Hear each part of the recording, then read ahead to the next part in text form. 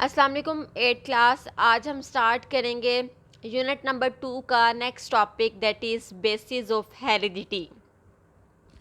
जैसे कि क्लास मैंने प्रीवियस लेक्चर में डिस्कस किया था कि हेरिडिटी की क्या डेफिनेशन होती है कि अगर करैक्टर्स जो हैं वो पेरेंट्स से ऑफस्प्रिंग में ट्रांसफ़र हों तो उसे बोला जाता है हेरिडिटी।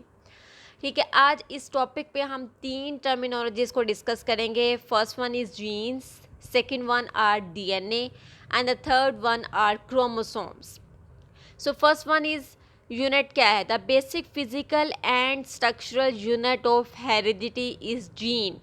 जिस तरह क्लास फर्स्ट चैप्टर में हमने नर्वस सिस्टम और एक्सक्रीटरी सिस्टम पढ़ा था, नर्वस सिस्टम का बेसिक स्ट्रक्चरल और फंक्शनल यूनिट जो थे वो न्यूरॉन्स थे और एक्सक्रीटरी सिस्टम के बेसिक स्ट्रक्चरल और फंक्शनल यूनिट नेफ्रॉन था। इसी तरह हेरिडिटी का बेसिक स्ट्रक्चरल फंक्शनल यूनिट जो है वो जीन्स हैं। ठीक है, अब जीन्स क्या होते हैं? Genes act as instructions. Genes जो हैं वो एज अ एक्ट करते हैं, काम करते हैं हदायत का टू मेक के वो बनाएं एक मॉलिक्यूल जिससे क्या बोला जाएगा? प्रोटीन्स। बेसिकली जीन्स का फंक्शन क्या है कि उन्होंने प्रोटीन की फॉर्मेशन करनी होती है, प्रोटीन को बनाना होता है।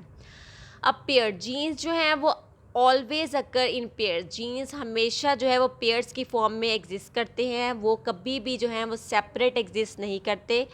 Every hereditary character in an organism, her hereditary character किसी भी ऑर्गेनिज्म में सवाइव ख्वाह वो टॉलनेस हो, ठीक है, हाइट वगैरह हो, ड्राफ्टनेस हो मतलब छोटे कद का हो, आई कलर हो, आई का रंग हो, फ्री एयर लोब्स हो मतलब ये वाला अगर कान सपोज ये कान है, अगर ये आपके स्किन के साथ अटैच है तो it means this is attach air loops. और अगर ये जो है ये वाला पार्ट जो है वो इसका स्किन के साथ अटैच नहीं है, ये फ्री है, इसमें दोनों में थोड़ा सा स्पेसिंग है, सो ये हम इसे कहेंगे ये फ्री एयर लूप्स हैं।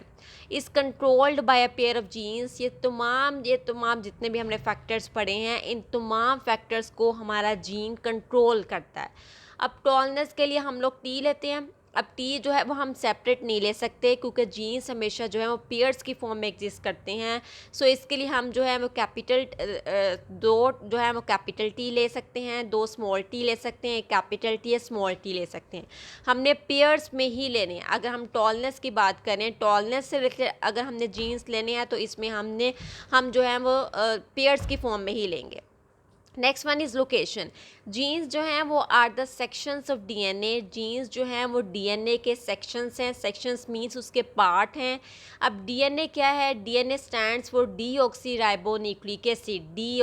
डी मीन्स डीऑक्सी राइबो और न्यूक्लिक और A stands for acid, deoxyribonucleic acid and are located on chromosomes. और ये क्रोमोसोम्स पर लोकेट होते हैं, क्रोमोसोम्स पर जो है वो मौजूद होते हैं। डीएनए जो हैं वो कहाँ पे लोकेट करते हैं? वो क्रोमोसोम्स पे। अब जीन्स क्या हैं? वो सेक्शंस, वो पार्ट्स हैं किसके? डीएनए के। ठीक है, और डीएनए किसका पार्ट है? क्रोमोसोम्स का। सिंपल जीन्स जो हैं वो डीएनए का पार्ट है और डीएनए जो है वो क्रोमोसोम्स का पार्ट है। नेक्स्ट जो है हम देखते हैं कि हेरिडिटी मटेरियल कौन सा होता है? विरासती मादा।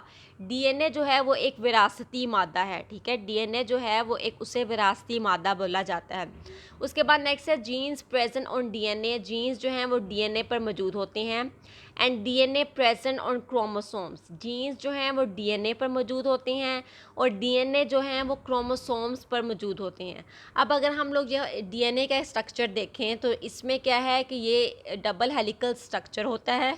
इसमें जो है वो दरमियान में ये सारे जो हैं वो न्यूक्लियोटाइड्स होते हैं। अब इसका हर सेक्शन, इसका यहाँ से लेकर यहाँ तक एक पार्ट, यहाँ से यहाँ तक दूसरा पार्ट, यहाँ से यहाँ तक तीसरा पार्ट, ये तमाम जितने भी पार्ट हैं ये तमाम यहाँ से लेकर यहाँ तक, यहाँ से यहाँ तक और यहाँ से ये वाला तीन अगर मैंने यहाँ पे सेक्शंस ड्रॉ किए हैं तो ये तमाम क्या हैं? ये जीन्स हैं।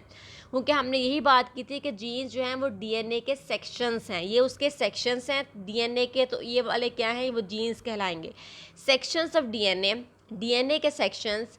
Jeans are a set of information. Gene जो हैं वो सेट हैं किसका? हदायत का। For the development of different characters, development आगे उसको ग्रो करवाने का, डिफरेंट करैक्टर्स मुख्तलिफ किस्म के करैक्टर्स का इन एन ऑर्गेनिज्म, किसी भी ऑर्गेनिज्म में। उसके बाद नेक्स्ट जो है वो क्या है? क्रोमोसोम्स है। क्रोमोसोम्स क्या होते हैं? Chromosomes are thread like structures. Chromosome जो हैं वो धागे नुमा स्ट्रक्चर्स होते हैं, found in the nucleus of a cell, जो कि किसी भी सेल के न्यूक्लियस में पाए जाते हैं। अब इसका स्ट्रक्चर क्या होता है क्रोमोसोम का? क्रोमोसोम जो है वो इट कंसिस्ट ऑफ 2 आर्म्स, इसमें 2 आर्म्स होती हैं, जिसे क्या बोला जाता है? क्रोमेटिड्स। और ये एक पॉइंट के साथ अटैच होती हैं, एक पार्ट के साथ अटैच होते हैं, जिसे बोला जाता है सेंट्रोमियर। ये जो है वो क्रोमोसोम का स्ट्रक्चर है, ठीक है। यहाँ पे जो है इसका मिडल वाला पार्ट है, दिस इज सेंट्रोमियर, और ये जो इसके आर्म्स होते हैं 2, ये हैं सिस्टर क्रोमेटिड्स। ये वाले जो 2 पार्ट्स हैं ये इसके सिस्टर क्रोमेटिड्स हैं, और दरमियान वाला पार्ट जो है वो जिसके साथ ये पार्ट जुड़ा हुआ है, this is called centromere. Next one is number of chromosomes. The number of chromosomes is specific. Number of chromosome किसी भी ऑर्गेनिज्म में स्पेसिफिक होते हैं एंड कांस्टेंट, और उनकी तादाद कांस्टेंट होती है। For every kind of species, हर किस्म की जो स्पीशीज़ की काइंड हैं उसके लिए नंबर ऑफ क्रोमोसोम जो है वो ख़ास किस्म के होती हैं, और उनका नंबर जो है वो कांस्टेंट होता है। Next body cells. Body cells 2 types के होते हैं, एक सोमैटिक सेल्स होते हैं और next one is germ cells. अब सोमैटिक सेल जो हैं वो ह्यूमन बीइंग्स में जो है वो 46 होते हैं, ठीक है, और जर्म सेल्स में हमारे स्पर्म्स आ जाएंगे और एग्स आ जाएंगे।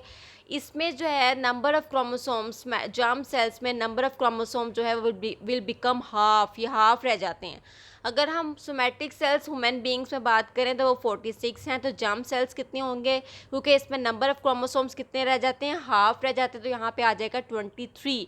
46 का हाफ कितना होगा? 23। नेक्स्ट वन अब देख लेते हैं कि जीन्स का, क्रोमोसोम्स का और डीएनए का आपस में क्या रिलेशन है। ये देखिए क्लास, ये एक सेल की डायग्राम है, ठीक है। सेल में जो है वो दरमियान में उसका मरकज़ का कहलाता है, न्यूक्लियस कहलाता है, और ये ओवरऑल स्ट्रक्चर जो है वो एक सेल का है। अब न्यूक्लियस के अंदर क्या है? क्रोमोसोम्स हैं।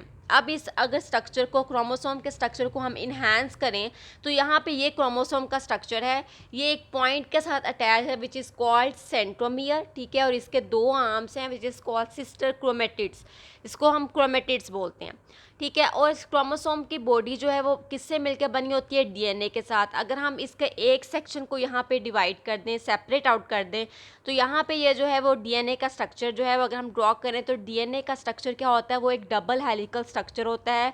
अब इसके मिड में जो है वो न्यूक्लियोटाइड्स होती हैं, ठीक है। अगर हम इसके हर सेक्शंस की बात करें, यहाँ पे 1 सेक्शन, 2 सेक्शन, 3 सेक्शन, इसके पार्ट्स 3 यहाँ पे मैंने ड्रॉ किए हैं।